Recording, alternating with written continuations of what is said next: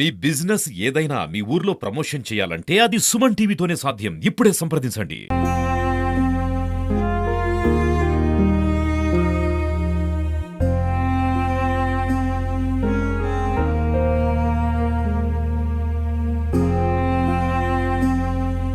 నమస్తే, welcome to Suman TV. Nizamabad జిల్లాలో దారుణం చోటు చేసుకుంది. మనము ప్రస్తుతం ఉన్న చోటుకి సంబంధించి మాట్లాడుకుంటే పాముల బస్తీలో ఉన్నాము. సో పాముల బస్తీకి సంబంధించి మాట్లాడుకుంటే చాలామంది ఇక్కడ నివసిస్తూనే ఉంటారు. కాకపోతే నిన్న ఒక దారుణం చోటు చేసుకుంది.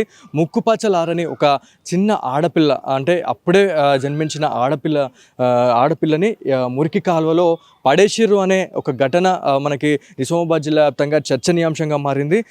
మురికి కాలువలో అప్పుడే పుట్టిన ఆ చిన్న పాపని మురికి కాలువలో పడేయడం వల్ల ఈ 2-3 డేస్ నుంచి చాలా వర్షాలు కురుస్తున్నాయి. ఈ ఫ్లోటింగ్కి ఎక్కడనో పడేసిన చిన్న పాప మృతదేహం ఇక్కడికి వచ్చి రోడ్ పైనకి వచ్చి ఆగింది అని చెప్పేసి మనకి క్లియర్గా తెలుస్తూ ఉంది. సో 3 టౌన్కి సంబంధించిన పోలీస్ స్టేషన్ పరిధిలో వస్తుంది. సో నిన్న జరిగిన ఇన్సిడెంట్కి సంబంధించి ఆ చిన్న పాప ఇగో ఇక్కడే వాటర్లో ఈ డ్రైనేజీకి సంబంధించి ఈ వాటర్లో కొట్టుకొని వచ్చి ఇక్కడనే పాప మృతదేహం అయితే లభ్యమైంది అని చెప్పేసి మనకి తెలుస్తుంది. ఇక్కడ సిచ్యువేషన్ అయితే నిన్న ఎవరైతే పోలీస్ ఆఫీసర్స్ వచ్చి ఇక్కడ మొత్తం బ్యారికేడ్స్ కూడా పెట్టేసి ఆ పాపకి సంబంధించిన మృతదేహాన్ని ప్రభుత్వ ఆసుపత్రికి సంబంధించిన మార్చురీకి కూడా పంపించడం జరిగింది.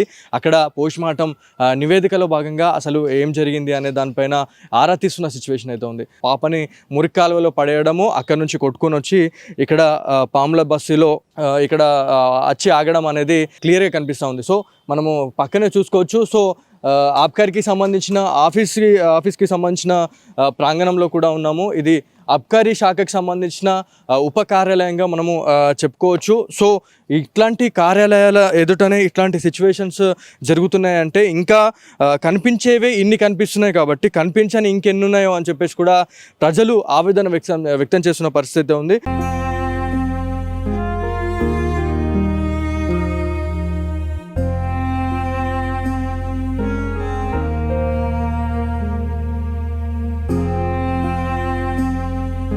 మనతో ఇక్కడ స్థానికులు అయితే ఉన్నారు. ఒకసారి వారితో మాట్లాడడం. అన్న, ఎప్పుడు జరిగిందన్న ఇన్సిడెంట్ ఇది? 3-4 వద్దుల అది ఇట్లా నీళ్ళు కొట్టుకొస్తూ ఉంటే నీళ్ళల్లా కొట్టుకొచ్చారకేమో పోలీసులకు ఫోన్ చేసినాం.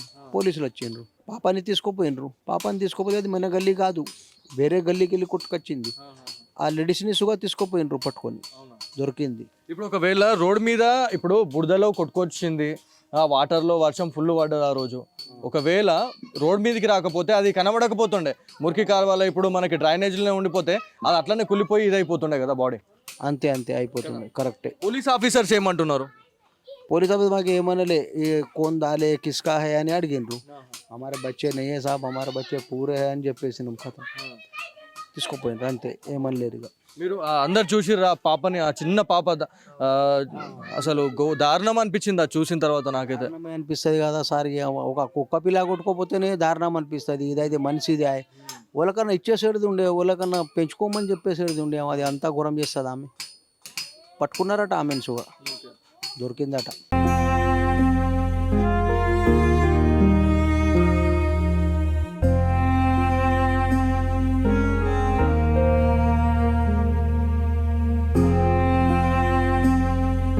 పిల్లలు పుట్టక చాలామంది బాధపడుతుంటే ఇట్లా పిల్లల్ని కానీ ఇట్లా నిర్దాక్షిణ్యంగా రోడ్ల మీద పడేయడం, చెత్త కుప్పల్లో పడేయడం, అదేవిధంగా డ్రైనేజ్లో పడేయడం అనేది అయితే చాలామంది తీవ్రంగా ఖండిస్తున్న పరిస్థితి ఉంది.